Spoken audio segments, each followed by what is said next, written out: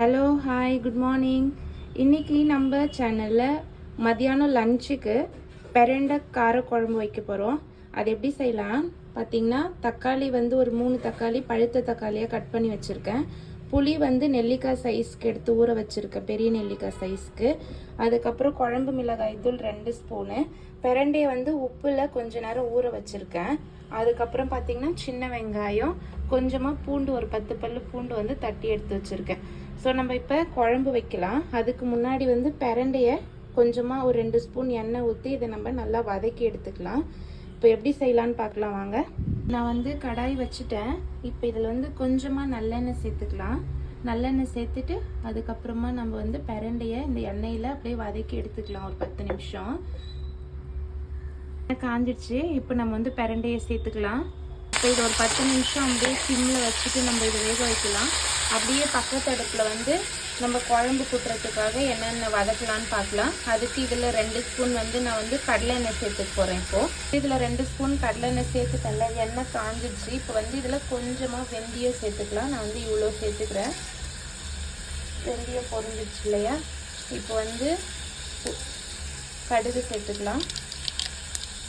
இது பொரிஞ்சிடுச்சு. இப்போ வந்து எடுத்து வச்சுருக்க வெங்காயமும் இந்த பூண்டையும் சேர்த்துக்கலாம்.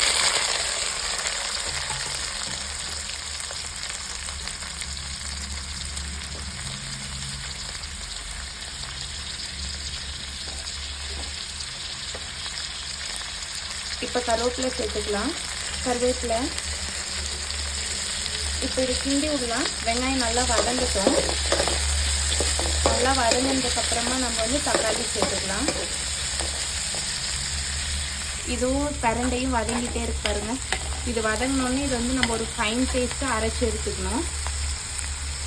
வெங்காயம் நல்லா வதங்கி வந்திருக்கு இல்லையா? இப்போ இந்த ஸ்டேஜில் வந்து நம்ம வந்து தக்காளியை சேர்த்துக்க போகிறோம். தக்காளி சேர்த்துக்கிட்டேன்.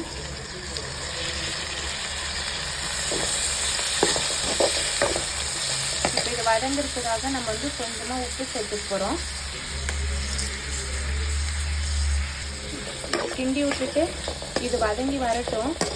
அதுக்குள்ளே நம்ம பெரண்டை வெந்துச்சுனாக்கா அதையும் வதக்கி எடுத்துக்கலாம். இப்போ வதக்கிட்டு இருக்கோம் இல்லையா, அதையும் நம்ம அரைச்சி எடுத்துக்கலாம். சாரி, இங்கே பாருங்கள் வதங்கிடுச்சு. இப்போ இதை நம்ம அரைச்சி ஒரு ஃபைன் பேஸ்ட்டாக எடுத்துக்க போகிறோம்.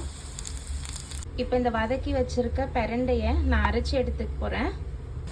தக்காளி நல்லா வதங்கி வந்திருக்கு இல்லையா? இப்போ வந்து நம்ம இந்த அரைச்சி வச்சுருக்க பெரண்டையை வந்து சேர்த்துக்க போகிறோம். இங்கே பாருங்கள், இது சேர்த்தாச்சுல. இதை கிண்டி விட்டுட்டு இப்போ நம்ம வந்து குழம்பு மிளகாய் தூள் வந்து இதோட சேர்த்துக்கலாம். நல்லா கிண்டி விட்டுக்கலாம்.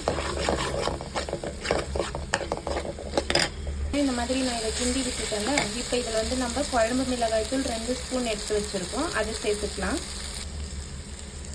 சேர்த்துக்கிறேன்.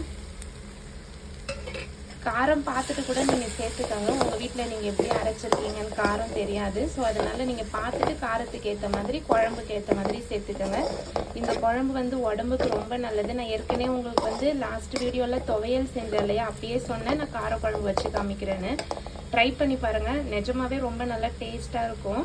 இப்போ வந்து புளி கரைசலை சேர்த்துக்க போகிறோம். கரைசலை சேர்த்தாச்சு. இப்போ இதோட எல்லாத்தையும் நல்லா மிக்ஸ் பண்ணிவிட்டு நம்மளுக்கு எவ்வளோ தண்ணி தேவையோ அந்த அளவுக்கு தண்ணி ஊற்றி உப்பு புளிப்பு எல்லாமே பார்த்துட்டு தட்டு போட்டு மூடி வச்சுருங்க. நல்லா ஒரு 10 நிமிஷம் கொதிக்கட்டும். மீடியமான சிம்மில் வைங்க, இல்லைன்னா அடி பிடிச்சிக்கும்.